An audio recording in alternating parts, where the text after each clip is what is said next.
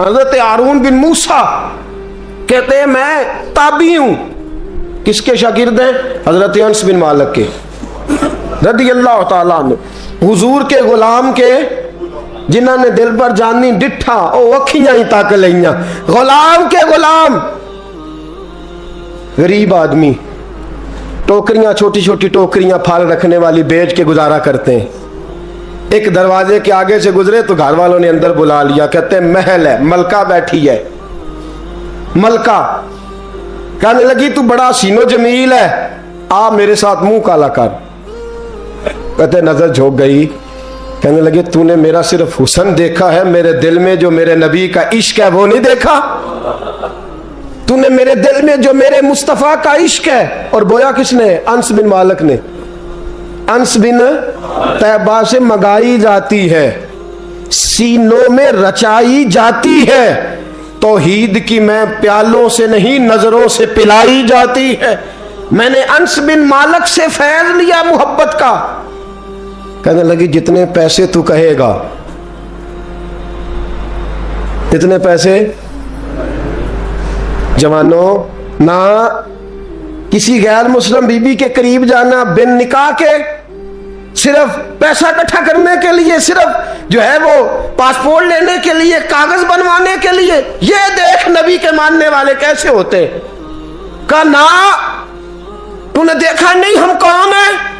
पाक रसूल के मानने वाले, पाक नबी का पाक कुरान पढ़ते हैं, पाक दीन है हमारा, जहन भी पाक, नजर भी पाक, अकीदा भी पाक, नजरिया भी पाक। अल्लाह ने हमारे सीने भी पाक रखे हुए हैं। खबरदार। उसने कहा अगर तू बात नहीं मानेगा तो सजा दूंगी। कहने लगे दे ले। उसने कहा अच्छा तू तब भी ना बाज आया तो बादशाह से कहूंगी इसने मेरी इज्जत पे हाथ डाला है। कहने लगे मैंने बाथरूम जाना है। छत पे चढ़े, सबसे ऊपर वाली। एक रवायत तो यह है कि बाथरूम ऊपर था, पखाना किया तो वजूद पे मान लिया, पखाना किया तो वजूद पे, और फिर छत से छलांग लगा दी। कहते हैं यूं जमीन पे आया कि जैसे मां गोद में उठा के बेटा जमीन पे नहीं रख देती।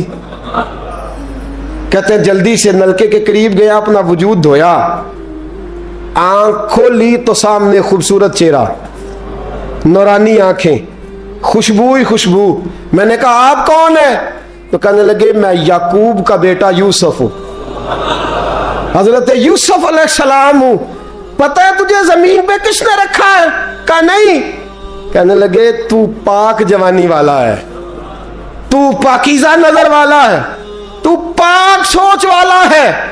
हजरत जिब्रील पहले वही लेके आते थे, आज एक बार फिर जमीन पे आए हैं, पर पे बिठा के तुझे जमीन पे छोड़ गए हैं, पर पे बिठा के जमीन पे छोड़ गए हैं। और कहा आजा सीने से लग जा, तूने वो काम उम्मती होके किया है जो मैंने नबी होके किया था।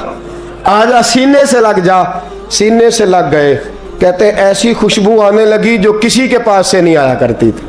जिधर जाते लोग कहते ये तो खुशबुओं वाला बाबा है, खुशबुओं वाला बाबा।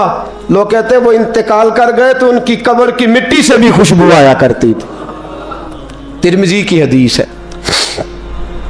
किफल बनी इसराइल का एक आदमी, मेरे रसूल पाक सल्लल्लाहु अलैहि वसल्लम फरमाते हैं बड़े ऐब करता, इस बीबी से चक्कर, उस बीबी से चक्कर, इस बीबी से राबता, उससे राबता, बुराइयां इतनी कि हद हो गई, ये नफसानियत गालब है उसके ऊपर। एक औरत आई, कहने लगी किफल बच्चे भूखे हैं, तू अमीर आदमी है, 60 दिनार चाहिए। कहने लगा तेरा रंग गोरा है, पहले मुंह काला कर। उसने कहा गरीब हूं, बच्चों ने मजबूर कर दिया है, तेरी मेरे। कहने लगा नहीं, पहले मेरे साथ मुंह काला करेगी। कहा अच्छा मैं रात को आऊंगी। औरत रात को आई। किफल ने हाथ आगे बढ़ाया तो बीबी कांपने लगी। कहने लगा कोई नहीं देख रहा, कोई नहीं देख रहा, कोई नहीं। बीबी कहने लगी जरा अंदर की आंखें खोल, अल्लाह तो देख रहा है। अंदर की खोल ना, अल्लाह तो देख रहा है, तू कैसे कहता कोई नहीं देख रहा? बस दिल पे चोट आई, कांपा। 60 दिनार दिए, बीबी को वापस भेज दिया। आंखों में आंसू आए। कहने लगे या अल्लाह मौत दे दे। इंतकाल कर गया। मेरे रसूल पाक के लफ्ज है तिरमिजी में, फरमाया सवेरे दरवाजे पे लिखा था कद गफर अल्लाहु लिल किफल, लोगों गवाह हो जाओ अल्लाह ने किफल की बख्शिश फरमा दी है, अल्लाह ने माफ। अगर वो इतने ऐबों के बाद बाज आ गया तो माफ कर दिया। आ मेरे दोस्त हम भी बाज आ जाए। आ जब जुमे की नमाज में सर सजदे में रखे तो कह या अल्लाह उम्मत की सारी बेटियां मेरी बहनें हैं, या अल्लाह सारी बहनें मेरी बहनें हैं। ऐ अल्लाह मैं जिसको देखूंगा बहन की नजर से देखूंगा, जिसको देखूंगा बेटी की नहीं। और याद रखें रसूल पाक सल्लल्लाहु अलैहि वसल्लम ने फरमाया जिसको नमाज में मजा नहीं आता, जिक्र में मजा नहीं आता, वो नजर पाक कर ले। अगर नजर पाक हो गई तो इबादत में दिल लगने लग जाएगा। हदीस है, दिल लगेगा। और लित्तय्यबीन लित्तय्यबात, अगर तू पाक रहेगा तो तेरा घर भी पाक रहेगा, अगर तू पाक है तो तेरा बिस्तर भी। कुरान का फैसला है, मैं नहीं कहा। लिल खबीसीन लिल खबीसात, अगर तू गंदा है तो मत उम्मीद रखना कि तेरे घर में पाकीज़गी रहेगी। जैसी करनी वैसी भरनी पर बात आइंदा जुमे करूंगा, लेकिन ये इतनी सी बात याद रखे। फरमाया कुरान ने कि पाक मर्दों के लिए पाक औरतें होती हैं और खबीस मर्दों के लिए। ये कुरान कह रहा है, मैं नहीं कह रहा, कोई कौल नकल नहीं कर रहा। गंदे मर्द और उनके लिए और पाक मर्द। इखलाक की बात नहीं की, इखलाक बुरे हो सकते हैं औरत के, कोई कुछ भी हो सकता है, लेकिन अगर तू जिंदगी पाक गुजारेगा तो तेरे घर में आने वाली बीबी इस हवाले से वो भी बेहया नहीं होगी, उसका भी किसी मर्द से चक्कर है। तो अगर तू पाक औरत और अपने बच्चों को पाक मां देना चाहता है तो पाक हो जा, ये कुरान ने कहा है। मुल्ला रूमी कहते हैं एक शख्स था, बड़ा नेक आदमी, सुनार का काम करता था, बड़ा नेक और बड़ा लोगों का, गरीबों का ख्याल रखने वाला। छोटा सा बच्चा उसने उठाया, बेचारा लावारस था, घर लाया, पाला। उसकी बीवी ने मां बन के बच्चे को पाला, जवान हो गया। वो सुनार कहता है जिंदगी भर नजर खराब नहीं हुई, पता नहीं क्या जुर्म हुआ, बुढ़ापे में औरत के हाथ में चूड़ी डालने लगा तो उसकी नरमो नाजो खूबसूरत कलाई ने मुझे मायल किया, शावत के साथ हाथ रखा, बस हाथ रखा, घर गया तो बीवी दरवाजे पे खड़ी है। मैंने कहा क्या हुआ, दरवाजे पे खड़ी है? कहने लगी सच बता तूने आज कोई गुनाह किया है, सच बता तूने कोई जुर्म किया है। मैंने कहा क्या हुआ? कहने लगी वो बच्चा जिसे मैंने मां बन के पाला है, आज उसने गंदी नजर से मेरा हाथ पकड़ लिया था। मैंने तो उसे कहा कि तू मेरा बेटा है तो मेरा हाथ, तूने क्या जुर्म किया है? वो शख्स सजदे में गिर गया, कहने लगा अल्लाह मेरी बच्चियों की हिफाजत कर ले, अल्लाह आज के बाद ये जुर्म नहीं करता, मेरी बीवी की हिफाजत फरमा, मेरे घर को संभाल, आज के बाद नहीं करता। अभी दुआ करके उठा नहीं कि वो नौकर गुलाम, वो ले पालक बच्चा पीछे खड़ा हो गया। कहने लगा आका मुझे पता नहीं चला कैसे जुर्म हो गया, मैंने अपनी माँ से भी माफ़ी मांग ली है, खुदा से भी मांग ली है, आपसे भी मांगता हूँ। उसके मुंह से माफ़ी के जुमले निकले, धड़ाम से ज़मीन पे गिरा, उसकी रूह परवाज कर। अगर तू चाहता है तेरा घर बच जाए तो मेरे दोस्त अपनी नज़र को बचा। नज़र शैतान के तीरों में से एक तीर है। जवानों अगर कभी मैसेज करने हुए किसी को तो मेरे मुस्तफ़ा करीम सल्लल्लाहु ताला अलैहि वसल्लम के दीन का पैगाम मैसेज करो। किसी को कहो कि यार फलां जगह अच्छी तकरीब होने वाली है, चलो चले, आज मैंने इतना दुरूद पढ़ा है, तू भी इतना पढ़, इस काम लगाओ ना पैकेजेस। पर आपको आज तक समझ नहीं आई मेरे दोस्तों कि ये अंग्रेज ने हमें पैकेज दिए किस लिए? ये गंद को फरोग देने के लिए, वरना 1.5 घंटा 2-2 घंटे कौन बात करता है? सुबह 7 से रात 7, रात 7 से सुबह 7 का किस लिए? वो चाहता है नौजवानों कि तुम्हें नबी पाक का इश्क से तुम्हारी तार तोड़ के तुम्हें औरत के दामे फरेब में उलझा दे, तोड़ दो उसकी सारी चालें, नाकाम कर दो उसके सारे हरबे, नजर पाक कर ले, रूह पाक कर ले। और जिन लोगों का काम ही खवातीन के साथ मुलाकात का है, खुदा रहा अल्लाह से डरो।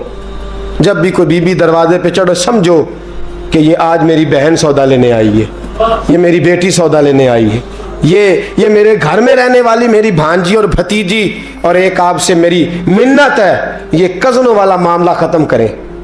अगर भाई नाराज होता है तो कोई अर्ज नहीं, खाला नाराज, उसे कहो कज़न तो कज़न से मैंने देखा हाथ मिला रहे लड़के लड़कियां, और आप, और ये भी खुदा रहा दिकियानुसी, असल दिकियानुसी ये है, तू मेरे छोटे भाई के कपड़े ही नहीं धो के देती। नबी करीम अलैहिस्सलाम ने फरमाया देवर जहर है, जहर, और जहर के बारे में तू कहता है इसके कपड़े धो, इसके जूते पालिश कर। देवर को जहर कहा है रसूल पाक ने सल्लल्लाहु अलैहि वसल्लम। तो अजीब हरकत करता है दीन, ये दिकियानुसी असल जिसको हमने बना लिया। कजन की मिन्नत करो, बेटा अब तू जवान है, जब रसूल पाक ने मना फरमा दिया तो फिर तू आ, हम हमारे दरमियान बैठ। कोई इजाजत नहीं कजन को कि कजन को मोटरसाइकिल पे बिठाए और बाजार ले जाए, कोई इजाजत नहीं किसी को कि वो किसी के साथ इस किस्म का कोई ताल्लुक जो है उसको परवान चढ़ाए। घर में जरूर आए, बैठे जरूर, लेकिन जहां सब लोग बैठे वहां बैठे मुख्तसर वक्त। और आप चूंकि नौजवान बैठे हो, आप किसी के कजन हो, किसी के आप कुछ लगते हो, अव्वल तो किसी के घर जाओ ना। जवानी आवारा फिरने का नाम नहीं, दीन की खिदमत करने का नाम है। दीन की खिदमत, हमारे पास आओ, हम आपको दीन के काम लगाएं।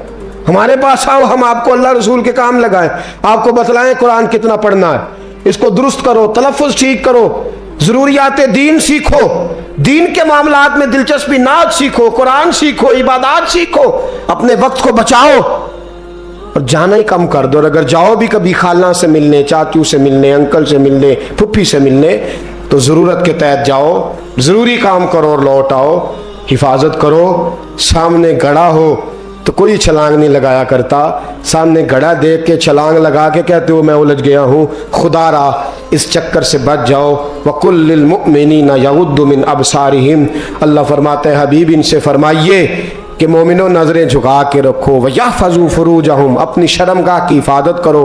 ज़ालिका अज़का लहुम, ये बड़ी पाकीज़ा बात है। इन्नल्लाह खबीरुम बिमा यस्नऊन, बेशक अल्लाह तुम्हारी हर बात से बाखबर है। हमेशा मिदहत खैरुल आदाम में गुजरे दुआ अल्लाह के बंदे के लिए, नबी पाक अलैहिस्सलाम के गुलाम के लिए ज़रूरी करार दिया है। वो तीन खूबियां हैं, सादगी, आजिज़ी और कनात।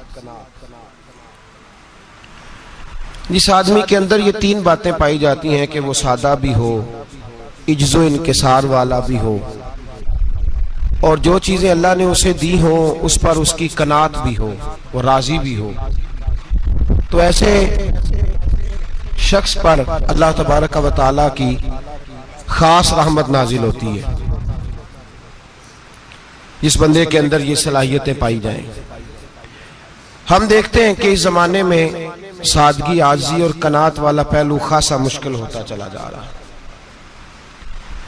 कोई भी बरादरी हो, कोई भी कबीला हो, कोई भी इलाका हो, लोगों को अपना आप दिखाने का बहुत शौक होता जा रहा है।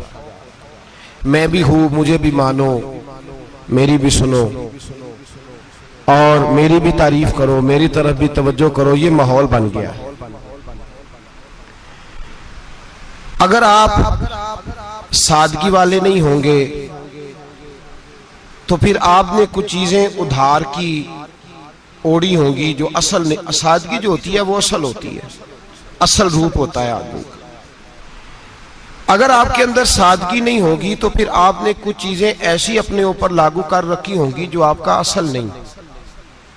तो जब आदमी असल से हटता है तो बेसुकून होता है। अल्लाह तबारक व तआला ने मुंह में दांत बनाए हैं तो ये असल है। इनके अंदर धागे के बराबर भी कोई चीज चली जाए तो वो बेचैन कर देती है, क्योंकि वो असल नहीं होती। तो जब आप सादगी में रहेंगे तो असल जगह पे रहेंगे, असल जगह पे, फिर आप तकलीफ में मुब्तला नहीं होंगे।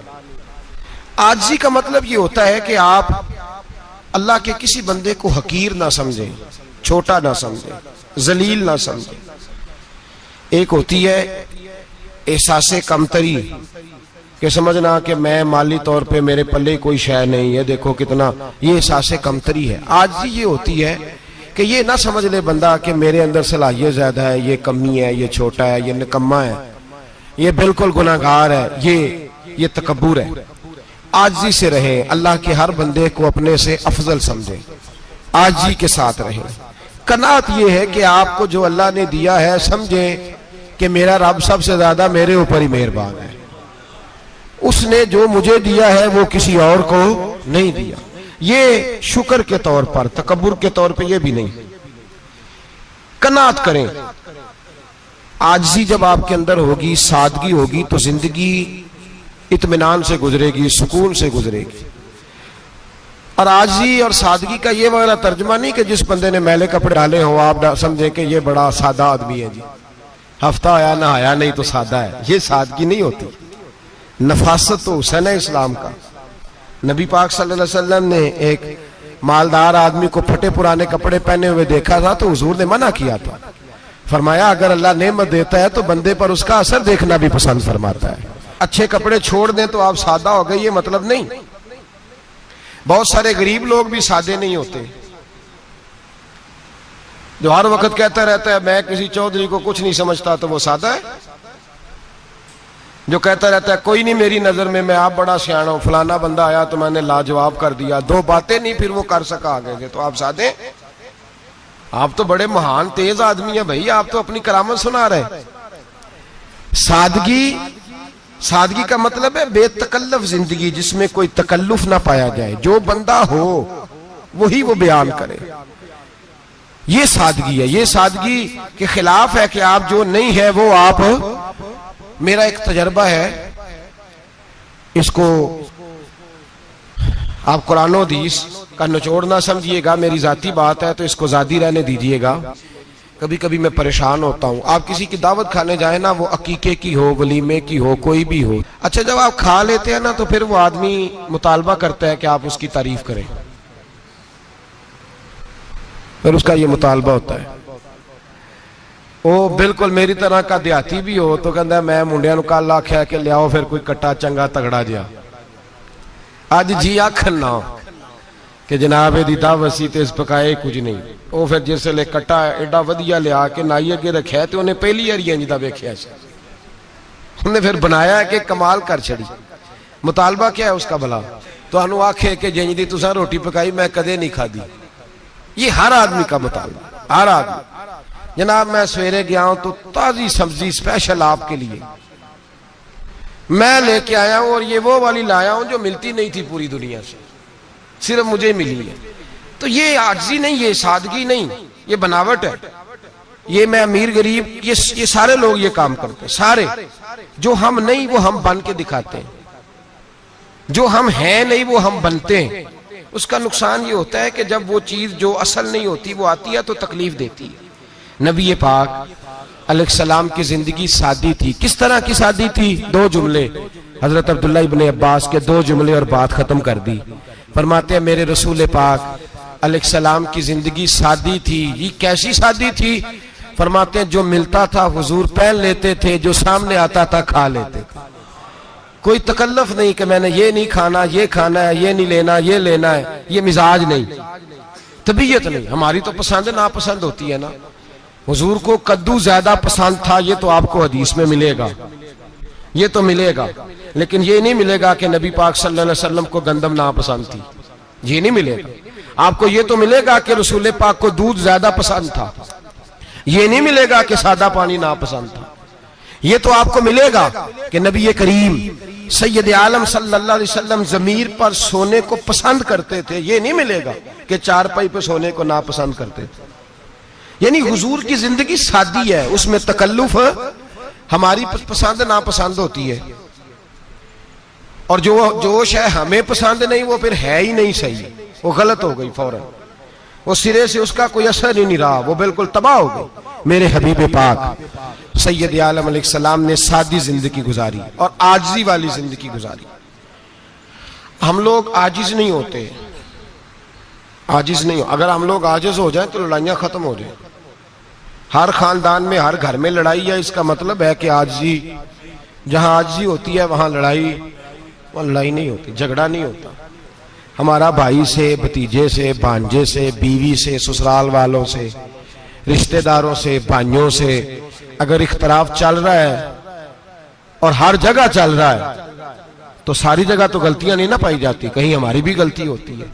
तो ये जो इख्तलाफ चल रहे हैं और सुलह नहीं हो रही, इसकी वजह यह है कि हमारे अंदर आजिज़ी इनकिसारी हो, तो फिर तो झगड़ा ही कोई नहीं। मेरे नबी पाक अलैहिस्सलाम की जिंदगी में आजिज़ी है, इनकिसारी है, इसलिए हुजूर ने कभी लंबी चौड़ी बातें नहीं सुनाई। सहाबा कहते हैं नबी पाक अलैहिस्सलाम तकरीर छोटी करते थे, नमाज लंबी पढ़ते थे। तकरीर, नमाज, हमारी बातें लंबी और नमाजें अल्लाह अकबर, उल्ट बिल्कुल सिलसिला। नबी पाक अलैहिस्सलाम ने सादगी, आजिज़ी को अपनाया। बहुत गरीब आदमी, बड़ा माड़ा बंदा जो 100 रुपया दिहाड़ी लेता है, और बाहर जब वो दिहाड़ी करने गया है तो वो शाम को जब उसने ना समेटा है ना वो सीमेंट और रेत और वो सारी चीजें, तो वहां वो झाड़ू फेर के आया है। फेरते हैं ना जी मजदूर झाड़ू, ये काम वो करने को तैयार है, पर अपने घर में आके झाड़ू देने को तैयार नहीं हुए, इसलिए कि ये उसकी मर्दानगी के खिलाफ है। बाहर जब वो गया है, किसी होटल में काम कर रहा है, टाई पैंट कोट पहन के वो बड़ा अच्छा, वहां अगर उसको बर्तन धोने पड़े तो धो लिए, बल्कि अगर नाराज ना हो जाए बाहर रहने वाले साथी, तो ढेरों लोग बाहर जाके होटलों में बर्तन मांजते हैं, लेकिन वहां उनके रोब को, उनके नाम को कोई धब्बा लगता, लेकिन घर के अंदर जिस बर्तन में उन्होंने खुद रोटी खाई है, अगर उनको ये कह दिया जाए ना कि ये धो लो, तो फिर तो तलाक तक नौबत आ जाती है, फिर तो मसला खराब है।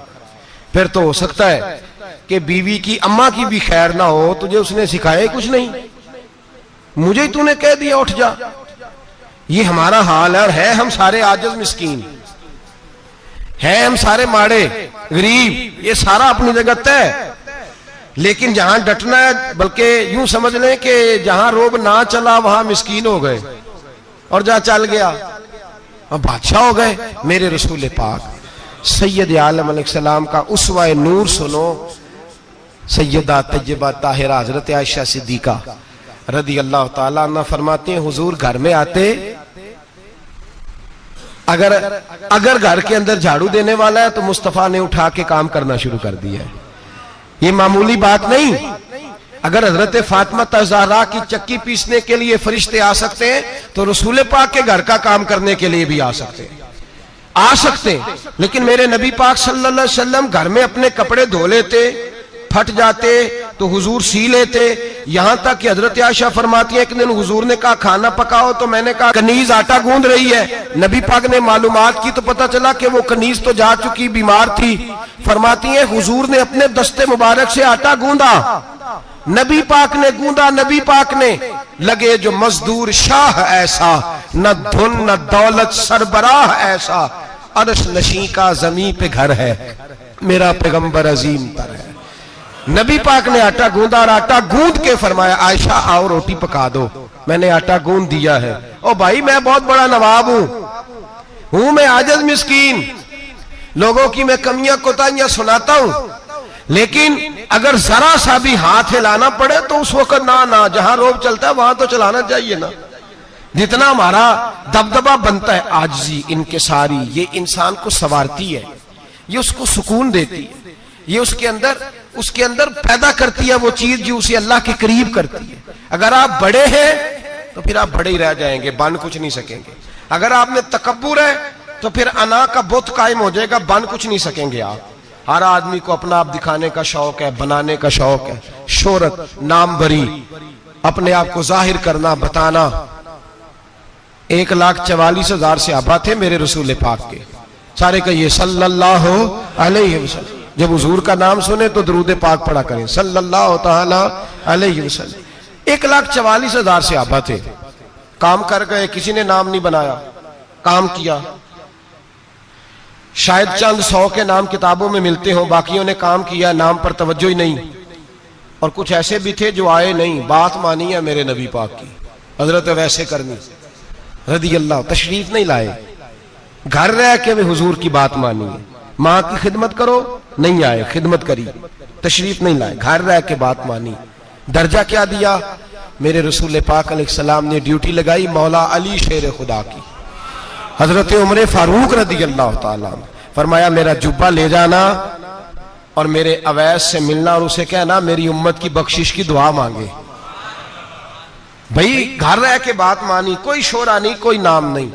इमाम अब्दुल वहाब शोरानी कहते हैं करन के लोग उन्हें रोड़े मारते थे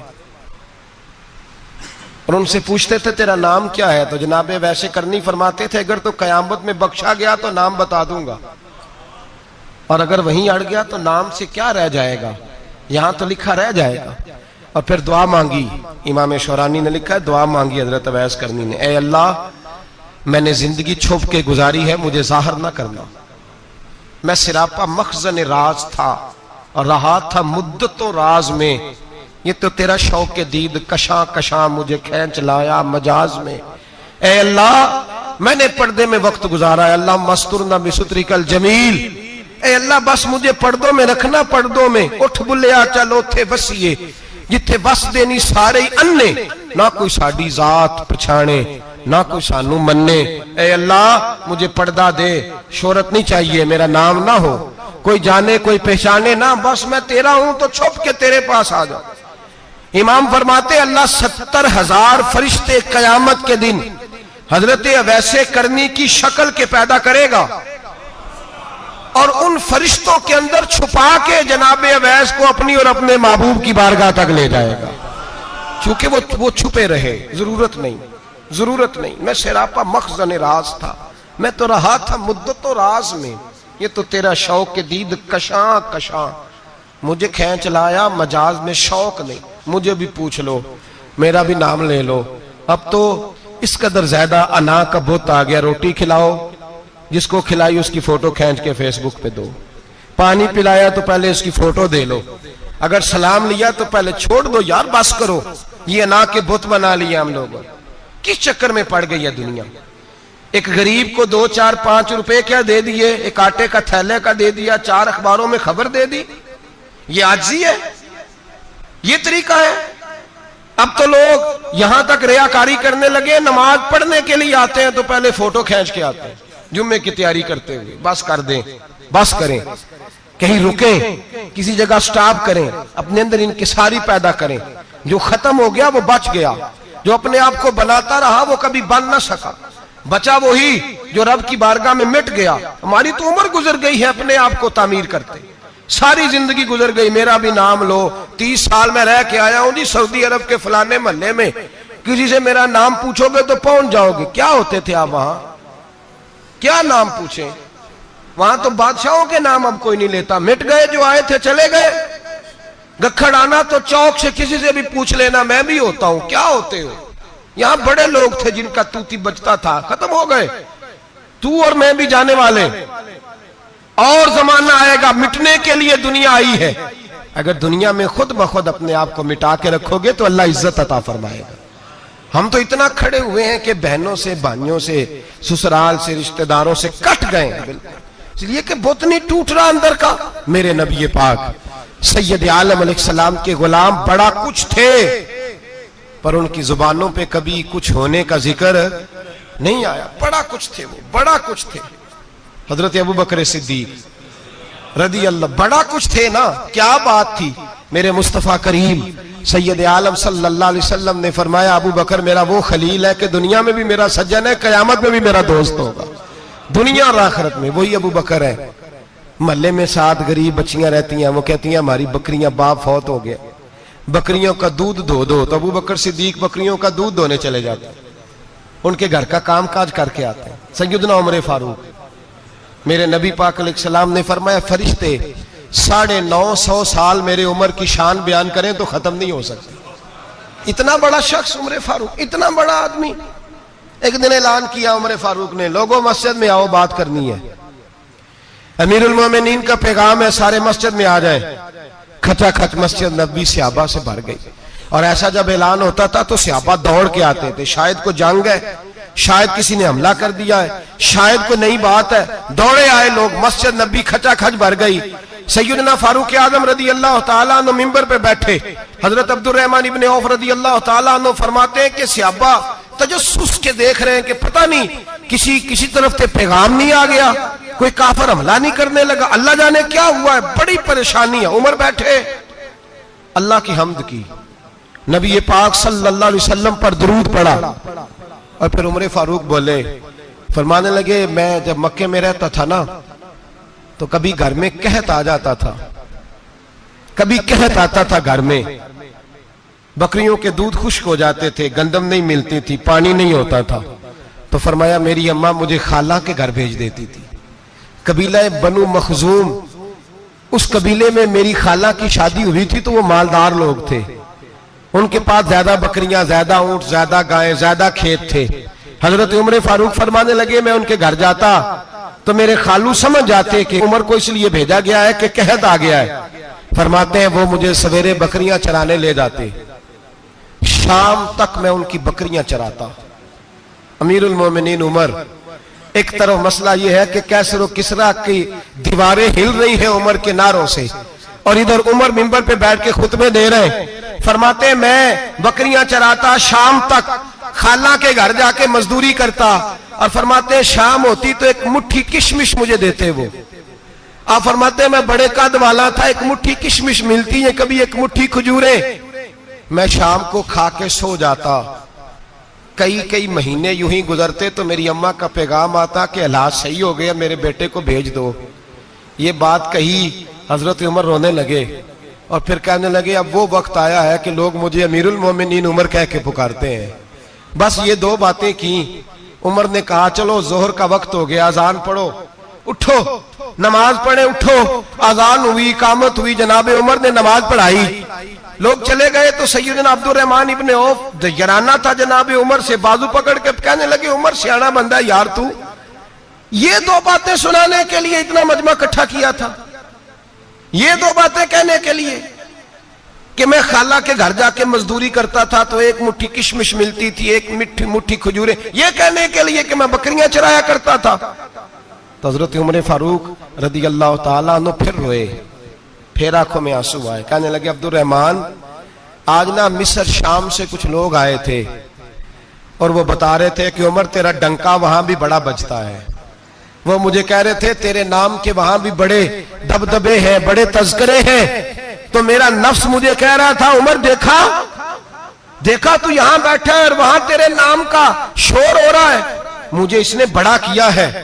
तो मैंने आज मुस्तफा के सारे गुलाम इकट्ठे करके अपनी औकात बता दी है।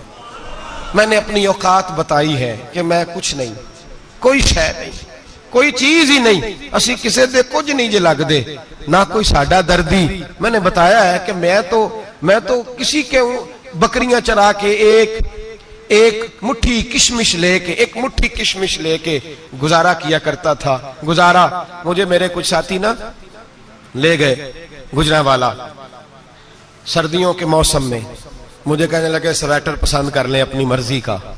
तो मैंने कहा यार मुझे तो वही मजा आता है जो मेरी अम्मा क्रोशिये से बनाया करती थी, वही। वो पहले अब्बा पहनते थे, फिर वही स्वेटर बड़ा भाई पहनता था, फिर हमारे खाते में आ गया। और फिर उसकी तारीफें होती थी गुर्बत छुपाने के लिए, उसकी तारीफें होती थी, बड़ी बड़ी मेहनत से बना है जी, क्या बात है, बड़ा गर्म है, तो अब छोटे भाई को दे दिया जाए। हमने कहा वही जमाना देखा है, वही रंग देखा हुआ है और उस पर फख्र है। अब तो लोग जब कुछ हो जाता है ना, दो चार लोग जानने लगते हैं तो लोग फटाफट दावा कर देते हैं खानदानी रईस आजम हूं, बड़ी बात है। ऐसी कोई बात नहीं, जिसको अपना आप याद रहता है उसे खुदा भी याद रहता है, जिसे अपना आप याद रहता है उसे रसूलुल्लाह भी याद रहते हैं, जिसे अपना आप याद रहता है उसकी नजर में दूसरे लोग भी कुछ होते हैं, दूसरे लोग भी कुछ होते हैं। मैं उम्रे के लिए, हज के लिए जाता रहता हूँ, रब मुझे अपने फजल से बुला लेता है। तो मैं एयरपोर्ट से नीचे उतरा तो एक साहब मेरे जानने वाले थे, दौड़ के आए और मुझे कहने लगे क्या बात है, सुना है इस दफा आप सऊदी एयरलाइन से आए, सीधा मदीना शरीफ आए, क्या बात है आपकी। और मैंने कहा साहब छोड़ दें, मैं भी जब पहली दफा आया था तो मैं भी बड़ा घूर घूर के एयरपोर्ट देखता था, मैंने कभी देखा जो नहीं था, मैं बड़ा घूर घूर के देखता था, कोई ऐसी बात नहीं है, ये निजाम कुदरत है, बादशाह के फैसले हैं, वो जब चाहता है जिस तरह के चाहता है फैसले फरमा लेता है, तो ये उसके फैसलों की बात है। हम लोग ना जिस हैसियत पे होते हैं वहीं रह जाते हैं, पिछली बात भूल जाते हैं। इसलिए हम चाहते हैं जो भी हमें मिले झुक के मिले, जो भी आए, और ये मेरा आपका सबका मुश्तरका मामला है। मेरे नबी पाक सल्लल्लाहु ताला अलैहि वसल्लम ने सहाबा से पूछा, तुम्हें बताऊं जन्नत के बादशाह कौन होंगे? जन्नत के आम लोग नहीं, जन्नत के, बोलिएगा जरा, जन्नत के अल्लाह बादशाह। जन्नत में तो जाना बड़ी बात है, और हुजूर जन्नत का भी बादशाह। इब्ने माजा में लफ्ज है, तुम्हें पता है जन्नत के बादशाह कौन होंगे? तो मेरे मुस्तफा करीम सल्लल्लाहु ताला अलैहि वसल्लम के गुलामों ने कहा हुजूर हमें नहीं पता। तो हुजूर ने फरमाया जन्नत के बादशाह वो लोग होंगे जिन्हें दुनिया में कोई भी नहीं जानता था, जिनके कपड़े सादे होते थे, जो गरीब लोग होते, जो सिफारिश करते थे तो उनकी कबूल कोई नहीं करता था, जो किसी के साथ जाते थे तो उनको मानता कोई नहीं था। वो जन्नत के बादशाह होंगे, बादशाह। और फरमाया क़यामत के दिन जब लोग उन्हें देखेंगे तो उन पर फख्र करेंगे, रश्क करेंगे, कहेंगे क्या बात है तुम्हारी, यहां तो शौक ही बड़ा है। गरीबों ने भी पोस्टर बनाए हुए हैं, डाकुओं, लुटेरों, चोरों की तस्वीरों के साथ लगवाए हुए, अपने आप को बड़ा करने के लिए। आज ही इख्तियार करें, आज ही इख्तियार करें, अपने आप को मिटाने की कोशिश करें। रब करीम के बंदे आगे बढ़ बढ़ के अपना आप दिखाते नहीं, बड़ा शौक है, पहले फोटो खिंचा लो, बाकी बातें बाद में होंगी, पहले वीडियो बना लो, बाकी कुछ और बाद में होगा। पहले अब तो परसों तरसों मुझे एक मौलाना कहने लगे कि आपसे मैंने, वो यहाँ जुमा पढ़ने आते हैं कभी कभी, मेरे दोस्त हैं, कहते हैं आपसे मैंने सुना था कि अगर कोई, उस नबी पाक का फरमान है, अगर कोई नजराना दे तो उसको ले लो, अगर कोई तोहफा दे तो उसको, हुजूर ने फरमाया ले लो अगर तुम्हें को देता है, अपनी मर्जी से, मांगना मना है, खुद दे दे तो ले लो, वरना एक वक्त आएगा तुम मांगोगे तुम्हें मिलेगा नहीं, जब को दे दे तो ले लो। कहने लगे आपने कहा था को दे दे, तो उस वक्त से मैं, कोई सूट देता है मुझे मेरी मस्जिद का नमाजी तो मैं ले लेता हूं, कोई मुझे कोई और शय देता है तो मैं आपसे सुन के, तो अगर मेरी मस्जिद का नमाजी सूट पकड़ाते साथ फोटो भी खींचे तो फिर मेरे लिए क्या हुक्म है? वो खुशबू की डब्बी देते हुए साथ फोटो भी खींचे, फिर मेरे लिए क्या हुक्म है? कहने लगे रमजान में ये हाल हुआ है कि लोग कपड़े दे रहे थे और फोटो खींच रहे थे, क्या चक्कर है, कहां चले गया? गरीब आदमी की इज्जत नफ्स को कुचल डाला पकड़ के। एक जोड़ा साल के बाद इमाम को दिया, उसकी भी तस्वीर खींच के फेसबुक पे दे डाली। ये हमारी आजिज़ी है, ये हमारा प्यार है, ये हमारा अंदाज है। भाई ये हम गलत रास्ते पे, गलत डगर पे चल निकले, हमें वापस आना पड़ेगा। मेरे नबी पाक अलैहिस्सलाम ने आजिज़ी को पसंद किया। हुजूर शोहरत से, नामवरी से दूर रहते, नबी पाक अलैहिस्सलाम ने आजिज़ी, इनकिसारी और सादगी और कनात इनको अपना के रखा, सीने से लगा के। ये नहीं कि माल नहीं आया, बहरीन से लाखों दिनार आए हुजूर के जमाना ज़ाहिरी में, तबूक के बाद फतूहात हुई तो लाखों दिनार आए, लेकिन हजरत आयशा कहती है हमारे घर में 4 दिन के बाद ही रोटी पकी है, हमने एक वक्त ही खाना खाया, लाखों रुपया आया है, पर हमारे घर के अंदर जो खाना आया है वो सिरका ही आया है। हमने रात अगर रोटी बच गई है तो सवेरे उठ के रात वाली खाई है। हमारे घर के अंदर वही हालात रहे, इसलिए कि मेरे नबी पाक अलैहिस्सलाम ने फरमाया मैं तुम्हारी दुनिया से हासिल करने नहीं आया, मैं तो मुसाफिर की तरह वक्त गुजारने आया। हम ज्यादा के चक्कर में निकले तो बड़ा कुछ कुचल के आ गए, बड़ा कुछ। आजिज़ी जब पैदा होती है, इनकिसारी जब पैदा होती है, जब तवाज़ु आती है, फिर इंसान बनता है, फिर वो समझता है, फिर उसके अंदर तब्दीली आती है, फिर वो। और बुजुर्ग फरमाते हैं आजिज़ी वाले को नमाज में भी लज्जत आती है, वरना तो किसी ने पूछा था, एक शायर इस्लामाबाद में रहते थे, तो उनसे किसी ने पूछा कि आपका शहर किस तरह का है?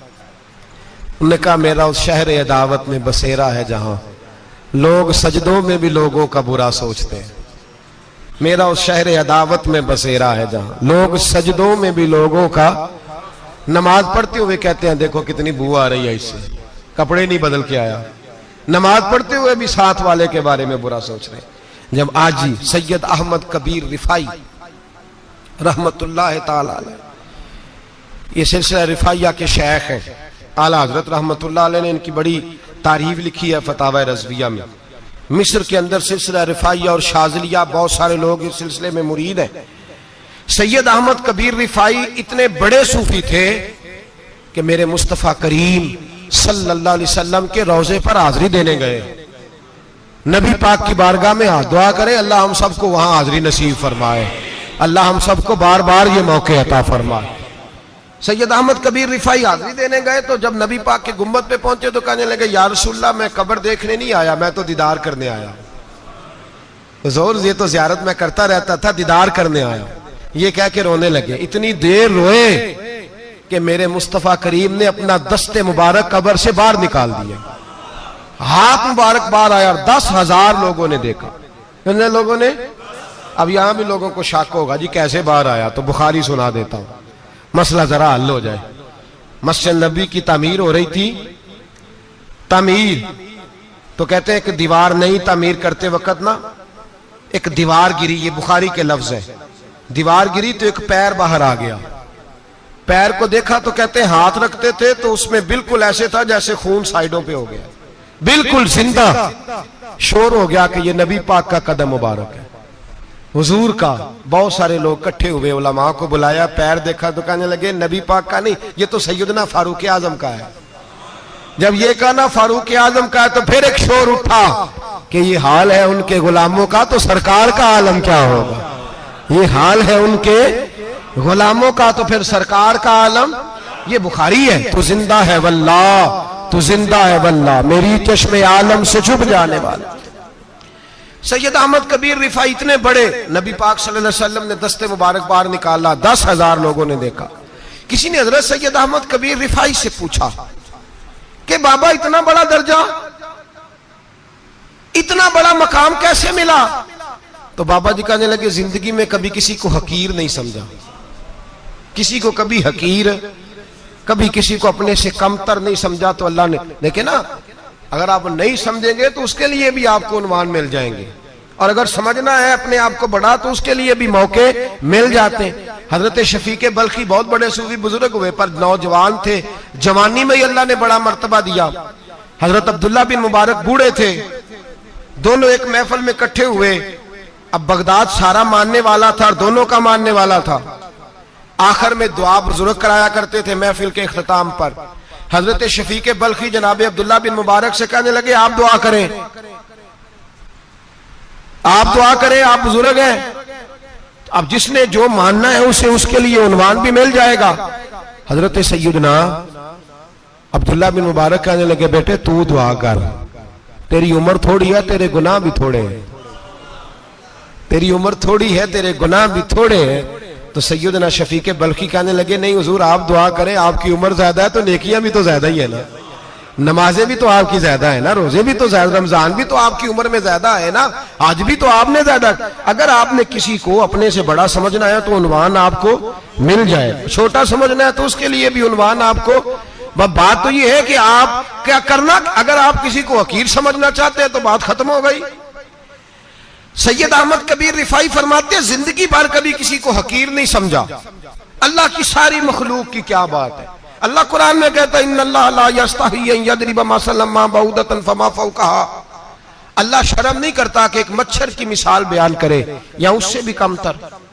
अल्लाह मच्छर की बात करता है इतना बड़ा होके, वो कहता है मैं करूंगा, मेरी मखलूक जो है मेरी तो हजरत अहमद कबीर रिफाई फरमाने लगे मैंने कभी किसी को हकीर, बोलिए कभी किसी को हकीर। हम लोगों के पास उन्वान बड़े हकीर समझने के लिए, हम समझ लेते हैं। अमीर आदमी कहता है गरीब मेहनत क्यों नहीं करता, मेहनत करे अमीर हो जाएगा। उन्वान हुआ कि ना तनकीद करने का। 4 बच्चे हैं करें कमाई अमीर हो जाएंगे, अब वो हकीर समझ रहा है गरीब को। गरीब भी अमीर को हकीर समझता है, वो भी कहता है जो इसने कमाया सारा ही हराम है, जायज एक पैसा नहीं, उसने भी हकीर समझ लिया। यानी वो ये कह रहा है कि मैं हलाल खाता हूं, ये अमीर हराम खाते हैं, तो बात खत्म हो गई। उसने भी हकीर समझ लिया, इसने भी हकीर समझ लिया। अब उन्वान ही था ना, अगर उन्वान बदल लेते तो बात बन जाती।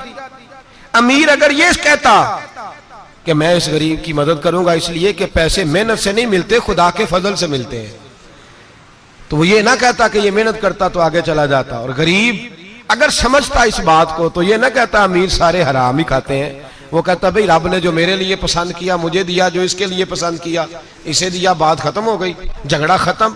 उन्वान तो मिल जाएगा आपको, मुस्बत भी और मनफी भी। तो अच्छी बात नहीं कि मुस्बत इख्तियार करें।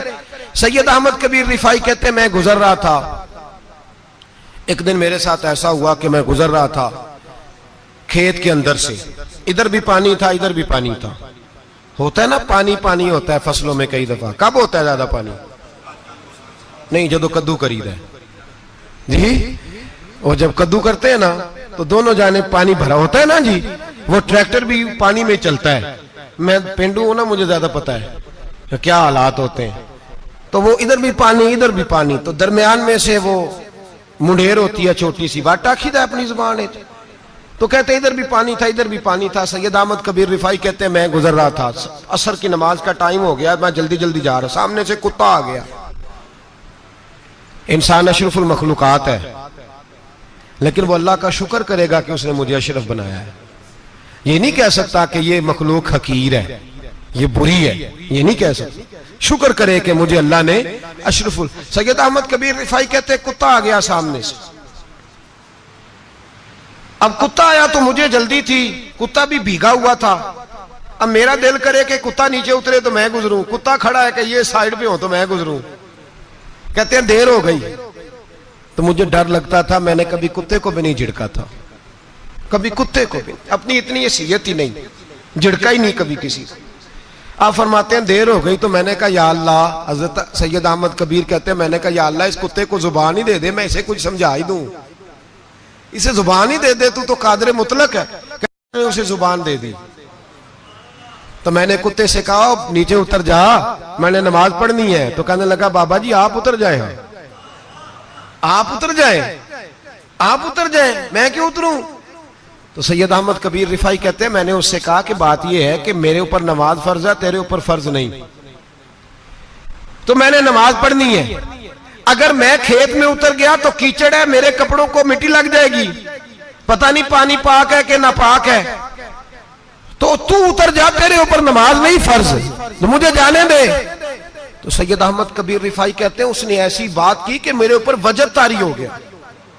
कुत्ते ने बात की तो मैं कांपने लगा। राती जागे शेख सदावे, राती जाग दे कुत्ते, तैथों उत्ते मालक दा दर मूल न छड़ दे, भावे मारो 100 जुत्ते, तैथों उत्ते वो एक बुरकी दा कदर पछानन, भावे मालक हो मन सुत्ते, तैथों उत्ते रुखा सुखा खा दिने जार रुखा विच सुत्ते, ते तैथों उत्ते उठ बुलिया चल यार मना लै नहीं ते बाजी लै गए नहीं कुत्ते, उठ बुलिया चल यार मना लै नहीं ते बाजी लै गए कुत्ते, ते तैथों उत्ते।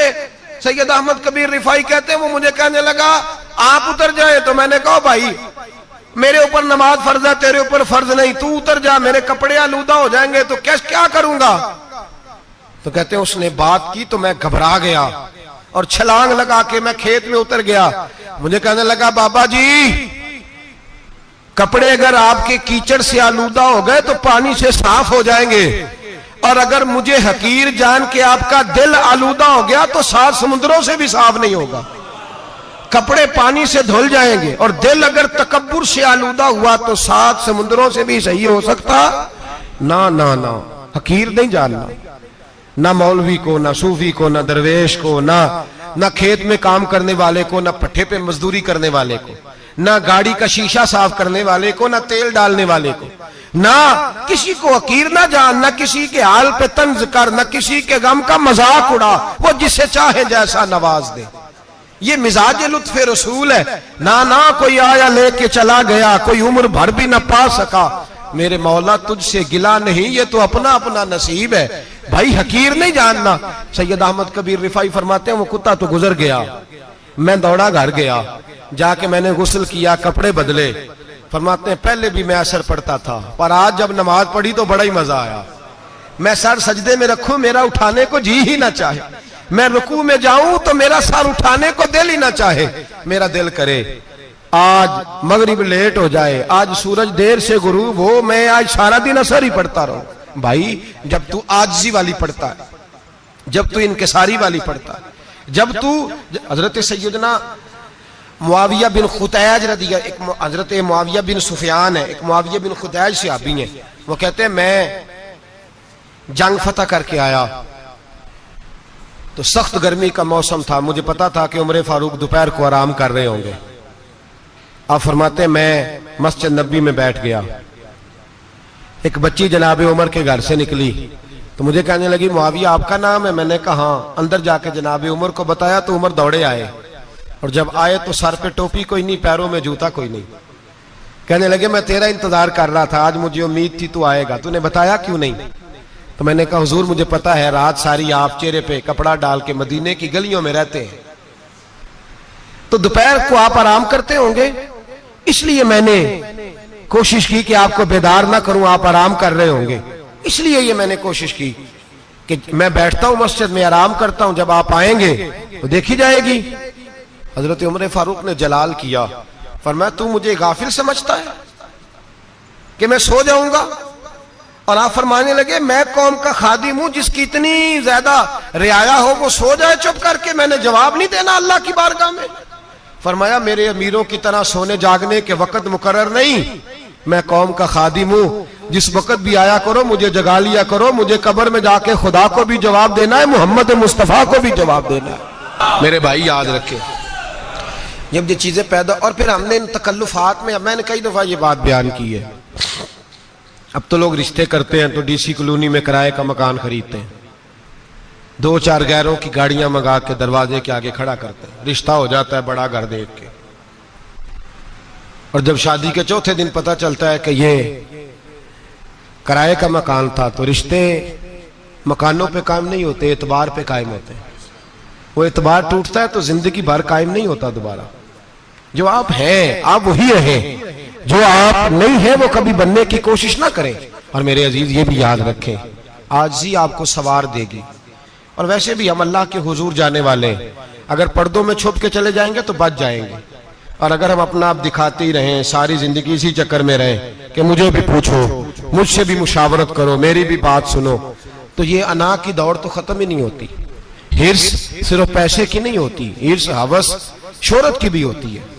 और नबी पाक सल्लल्लाहु अलैहि वसल्लम ने इसको भी बयान फरमाया है कि ये जो तेरे अंदर चीज पैदा होती है ना, मैं जाना जाऊं पहचाना जाऊं, इससे भी अपने आप को बचा।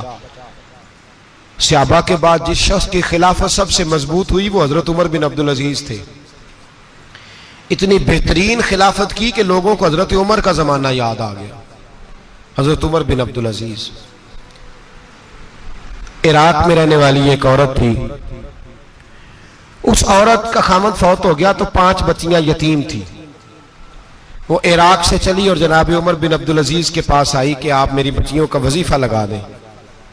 वो कहती है जब मैं पहुंची ना, यहां तो अब तो इस्तकबाल आना जाना बड़े मामलात है, अब तो बच्ची की बारात आए और 5, 7, 10, 20 लोग दरवाजे पे खड़े ना हो तो बारात नाराज हो जाती है, कहते हमारा इस्तकबाल ही किसी ने नहीं किया। तो इस्तकबाल तो अब इस तरह है जिस तरह नशा नहीं होता, ये इस्तकबाल की हालत है, अमीरों से लेके गरीबों तक। मुझे पूछा ही नहीं किसी ने, कुर्सी नहीं दी, आगे नहीं बिठाया, ये वाला मामला है। और मैं मेरी तरह के लोग, नेक लोगों की बात नहीं करता। अब तो हम देखते हैं फला मौलाना का इस्तकबाल हो रहा है, फला के लिए लोग खड़े हो रहे हैं, नारे लग रहे हैं।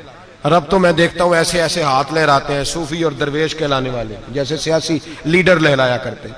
ये क्या तरीका हुआ? ये कौन सा तर्ज जिंदगी? मेरे नबी पाक सल्लल्लाहु अलैहि वसल्लम ने फरमाया जो ख्वाहिश करे कि मैं आऊं और लोग खड़े हों वो तो जहन्नमी है, तो दोज़खी है। सारे वही तरीके हम इख्तियार करते जा रहे हैं, वही प्रोटोकॉल है हर जगह। वो लोग जिनके दरवाजे खुले होने चाहिए थे वहां भी हर वक्त के लिए मामला तय हो गए।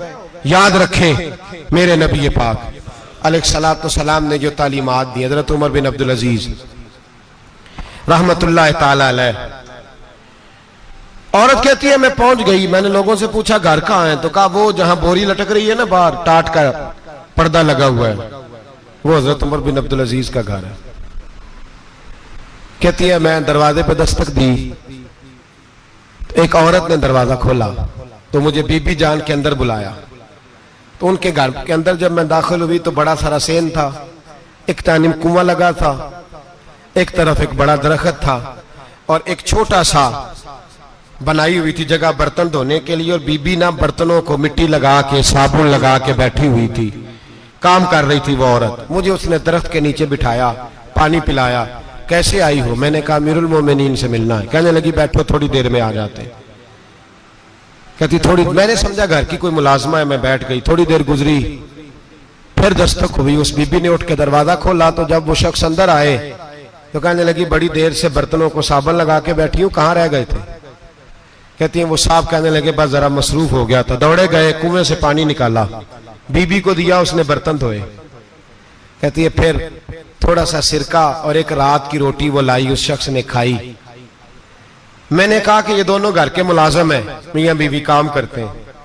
जब वो खाना खा चुके तो वो औरत मेरे पास आई, कहने लगी उठ के मिल लो अमीरुल मोमिनीन से। मैंने कहा कौन अमीरुल मोमिनीन? तो कहने लगी कब से तो आए हैं, ये जिसने कुएं से पानी निकाला यही मुसलमानों का अमीर है, और ये जिसने दरख्त के नीचे बैठ के सिरके से रोटी खाई है यही है। ये फरिश्तों की दास्तान नहीं, ये वो लोग हैं। मैं रात को भी कह रहा था एक जगह पे कि ये लोग जो है ना, जिनका आप रोज शिकवा करते हैं हुकूमतें बड़ी खराब हैं, ये कोई नहीं खराब, बिल्कुल खराब नहीं। जितने सियासी लीडर हैं सारे सही हैं। खराब वो लोग हैं जो इन्हें वोट देके लीडर बनाते हैं, बिल्कुल खराब नहीं। मैं तो इनके हक में होता जा रहा हूं। नाराज हो गए ना आप लोग? अल्लाह करे तुझी हो जाओ तो अगले इलेक्शन च सियाने भी हो जाओ, आमीन तो कह दे। मैंने कोई मशवरा नहीं देना, इसलिए कि मेरी नजर में कोई ऐसा शख्स नहीं जिसके लिए मैं आपसे कह सकूं कि वोट दें। और हम तो ऐसी बात करें तो कई लोग नाराज होकर चले जाते हैं, लेकिन कोई परवाह नहीं, इसलिए कि ये दीन मेरे नबी पाक का दीन सिर्फ मस्जिद का दीन नहीं। इंशाअल्लाह आइंदा जुम्मे नजरिया पाकिस्तान बयान करूंगा और बताऊंगा कि पाकिस्तान का मतलब क्या, ला इलाहा इल्लल्लाह मुहम्मदुर रसूलुल्लाह सल्लल्लाहु अलैहि वसल्लम। हुजूर का जो कुरान नाफज होगा मस्जिद में, वो कुरान कचहरी में भी नाफज होगा इंशाअल्लाह। और वो कुरान नाफज होने आया है, असेंबलियों में वही कुरान नाफज होगा इंशाअल्लाह। और यही चिराग जलेगा तो रोशनी होगी। बयान करेंगे और डट के बयान करेंगे, आपको बताएंगे। बस जो बात समझा रहा हूं फिल वक्त वो समझे। मुजरम वो नहीं जो बड़ा बन के लूटता है, मुजरम वो है जो उसको सपोर्ट करता है, जिसने उसे बड़ा बनाया है। ये याद रख लें, हमारी कोई बचत नहीं होगी, हमसे पूछा जाएगा। हम सारे कचहरी में खड़े होंगे, अल्लाह सवाल करेगा कि तुम बताओ तुम इनके मददगार क्यों बने थे, तुम सपोर्ट क्यों करते थे, ये पूछा जाएगा और हमने जवाब देना है।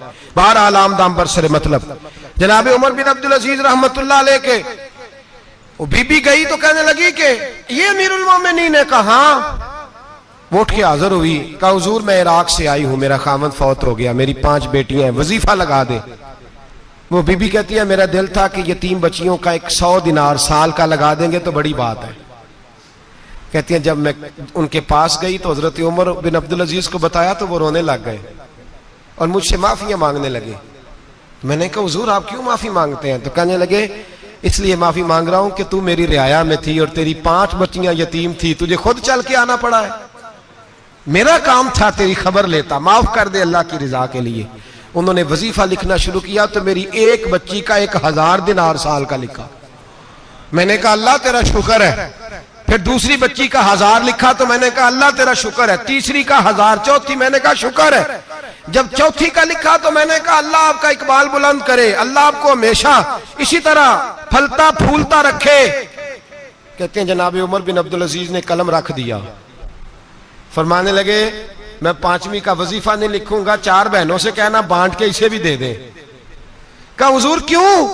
आप फरमाने लगे जब तक तू अल्लाह का शुक्र अदा कर रही थी मैं भी रब से जुड़ा हुआ था और अल्लाह से डर के लिख रहा था। अब तूने मेरी तारीफ की है, अब मेरी जात आ गई है, अब मैं अगर ये वजीफा लिखूंगा तो इससे अल्लाह राजी नहीं होगा, इससे मेरे नफ्स में रिया पैदा होगी। अब मैं 5वीं का नहीं लिखूंगा, जा और जाके इराक के गवर्नर को दे। बीबी कहती है मैं घोड़े पे बैठी और मैं चंद दिनों के बाद इराक पहुंची। जब सवेरे आके मैंने वालिए इराक को रुका दिया तो वो चीख मार के रोया। मैंने कहा क्या हुआ?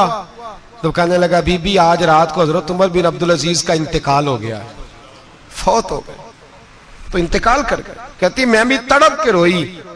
मैंने कहा मेरी यतीम बच्चियों का क्या बनेगा?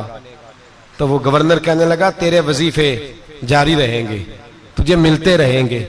तो कहने लगी कैसे? कहने लगा मैं अगर तो गवर्नर रहा तो तेरा वजीफा जारी रहेगा और अगर गवर्नरी से उतर भी गया तो मैं जाती तौर पे मालदार हूं, फिर भी तेरी बच्चियों के माहाना पैसे पहुंचते रहेंगे। मैंने कहा तू क्यों देगा? कहती वो रो पड़ा। कहने लगा अगर अमीर हजरत उमर बिन अब्दुल अजीज जैसे हो तो फिर अल्लाह गवर्नरों के दिलों में भी रहम डाल दिया करता है, फिर मेरे जैसे लोगों को भी वो बदल देता है। हजरत उमर बिन अब्दुल अजीज घर आए, 3 बेटियां थी, एक को आवाज दी, वो आई तो उसने मुंह पे हाथ रखा है। दूसरी को आवाज दी, वो आई तो मुंह पे हाथ रखा है। तीसरी को आवाज दी तो मुंह पे हाथ रखा है।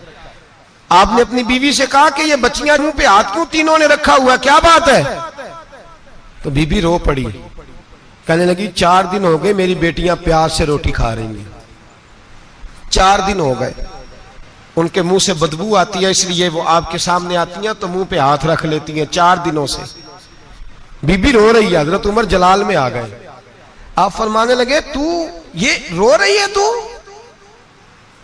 तू रोई है, तूने मेरे घर में रह के अल्लाह की नाशुक्री की है? तू शुक्र अदा नहीं करती कि 3 वक्त प्याज और रोटी तुझे घर की 4 दीवारी के अंदर मिल जाता? रो रही है। और मैं, आ मेरे साथ बाहर निकल, तुझे वो लोग दिखाऊं जो झोपड़ियों में रहते हैं और मांग के खाते हैं। आ तुझे दिखाऊं। इतनी नाशुक्री कि घर के अंदर प्याज पहुंच रहा है, रोटी पहुंच रही है, और तू कहती है मेरी बेटियां प्याज से खाती हैं। शुक्र कर फाके नहीं काटने पड़े। फिर अगले लफ्ज कहे तो रो पड़े।